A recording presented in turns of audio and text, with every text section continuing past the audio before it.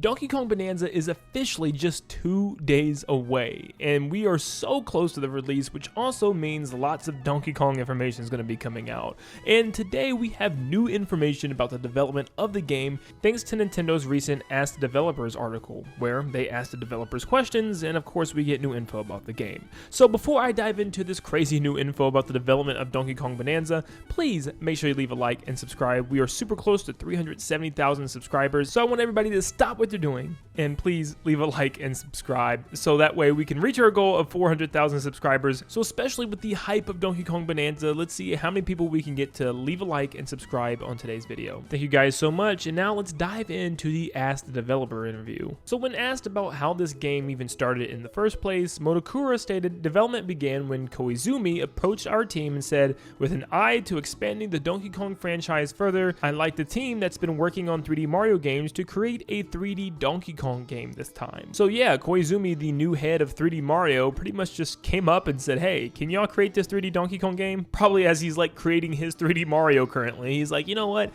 can we get a team to kind of work on this as well? So that's why I'm still 100% believing that this 3D Mario game has been, you know, in development this entire time in the background as well. It does seem like it's 2 separate teams working on this thing. So apparently they want to create 2 separate branches for Donkey Kong, because Motokura states, well now, in a long-running series, novelty and continuity are both important, but we wanted this title to fully convey the appeal of Donkey Kong as a character. Meanwhile, we thought that by creating something new, leveraging our experience developing 3D Mario games, we'd have the opportunity to create 2 separate branches, 2D Donkey Kong and 3D Donkey Kong, just as we did with Mario games. Obviously, I would love this. I honestly think Donkey Kong could be a true competitor to the plumber himself, because Mario 2D games are good, you know what I mean? Even Mario Wonder was pretty good, but nothing really conveys that love for 2D platformers the way Donkey Kong Country does. And I feel like getting rid of Donkey Kong Country just to move on to 3D would be the one and only time I'd be upset. Like, if they moved on strictly to 3D Kirby games and 3D Mario games only, or even 3D Yoshi games, I probably wouldn't care. I'd be extremely happy. But leaving 2D Donkey Kong in the past would actually hurt me a little bit, because 2D Donkey Kong games are just so good. So the fact that Nintendo wants to move on in the future already with both 2D and 3D Donkey Kong games really does excite me, and you know, and it just means more games as well, because there's going to be multiple teams working on these games, which is just awesome. So that way, when we're waiting on the next 3D Donkey Kong game, we can have 2D ones to play in the meantime. So yes, this makes me super happy. So then we move on to Donkey Kong's design in this game, and the developer asks, does that mean that all the recent Donkey Kong designs, including those from the movie and Mario Kart World, have their roots in the original one created by Miyamoto-san with elements of Donkey Kong from Donkey Kong Bonanza added to it? And Motokura states that's correct. Donkey Kong Bonanza sparked the creation of a design which I think better conveys the new Donkey Kong. So it wasn't even the Mario movie that gave Donkey Kong this new design, it was Donkey Kong Bonanza, because this game has been in development, you know, straight up right after Mario Odyssey was made. So yeah, this whole entire time we thought the movie did this. No, they planned on changing Donkey Kong's design, because apparently this design was changed to better fit the aesthetic of a 3D Donkey Kong and to give him more expressions. And obviously Miyamoto has always talked about wanting the character's design to change since the very beginning and match more of his original design from the arcade games and stuff, and from like that old concept art.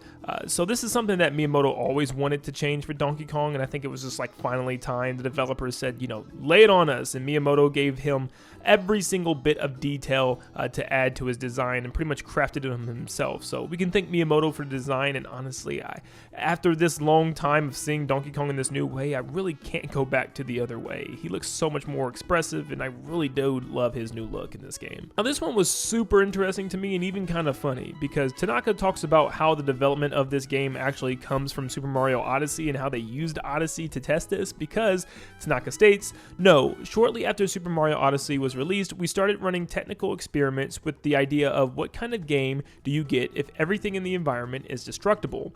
Motokura states, we even tried sticking arms on a Goomba. Tanaka then goes on to say, that's right, we did, and laughs. In Super Mario Odyssey, there's a boss called Knucklotech, who attacks Mario with giant hands. The programmer who created him tried attaching those arms to a Goomba as an experiment. The Goomba could smash terrain, tear off pieces to use as weapons, and even throw them. And they even give us a short video showing this, which is hilarious. Look at these little Knuckle-Tech hands that's just floating beside a Goomba, and it just shows kind of the general idea that they wanted to go with. Picking up pieces of the terrain, ripping them off walls and floors, and then throwing them around, you know, causing holes and chasms to appear. This is the type of stuff that I love with the development of video games, because finding this out, I mean, just sitting here seeing the developers or thinking about the developers just playing around with the Goomba with arms and then saying, hey, Donkey Kong would really work well with this. It's so goofy, but also so Nintendo, and I love it. Now it makes me want a Goomba game where we're just punching and grabbing things and we can actually have hands. Like Goomba's Magic Hands the game. I don't know. It just looks too funny to not be used somewhere else. But once again, they then go on to talk about Mario Odyssey some more, how it had more inspiration on Donkey Kong. I've talked about this one only about a couple days ago, but it talked about how kingdoms such as the Luncheon Kingdom and the Snow Kingdom had areas that showed off voxel technology, which is pretty much just 3D pixels that causes objects to break apart in little pieces and stuff when you hit them. For instance, with the Luncheon Kingdom, there was a bonus room that utilized this voxel technology with blocks of cheese that you could break apart. And the same thing with the Snow Kingdom. There was areas with lots of piles of snow that would break apart as you kind of moved your way through it. And these were examples that led to the whole destruction concept of Donkey Kong Bonanza. And I know this whole idea of voxels can be kind of confusing, but they gave us this little chart to show like a pixel is on a 2D plane, just one of the small squares of that whole art, but a voxel is on a 3D plane, pretty much a small pixel, a part of a giant cube. And these cubes make up multiple thousands of cubes that then make up the terrain or certain enemies in this game. Apparently, almost everything in this game is made of voxels. Even in the 2D sections, you can see pieces of terrain fly off, and that's why you can pretty much break almost anything in this game. Trees have pieces of wood that fly off. There's elements of sand where particles are wet in just a different compound and a different material. So they really put in a lot of work to the terrain and even the enemies and objects in this game using this voxel technology. Now we get to learn more about the development path of this game, because Motokura states, we originally began developing Donkey Kong Bonanza on Nintendo Switch, but we ran into some challenges. I think it was around 2021 when we started to think about moving development to Switch 2. Now this game started development right after Odyssey. This game was in development for almost 4 years before even switching to Switch 2, which is crazy to even think about. And it looks like they probably held this game off for a little bit until Switch 2 came out. That's why the development time was so long. But Watanabe states, we first looked into how we could upgrade what we'd originally built for Switch to take advantage of Switch 2. One of the most obvious improvements was that we could place far more objects in the environment than before. Being able to place more objects in the terrain didn't just enhance the game's visual richness, more importantly, it increased the amount of things players could destroy, which amplified the exhilaration of being able to demolish anything and everything. That went hand in hand with the game's core concept of destruction. It convinced us that this game would be even more fun if we developed it for Switch 2. Now, if you look at the two versions, they don't look all too different. I mean, graphically, it's pretty much the same exact game. The only thing that's changed is a lot more assets added. In the Switch 1 version, there's no ambient light beams coming from the ceiling, and there's really no lighting at all that much, not too much reflection, and it doesn't look as smooth as Switch 2.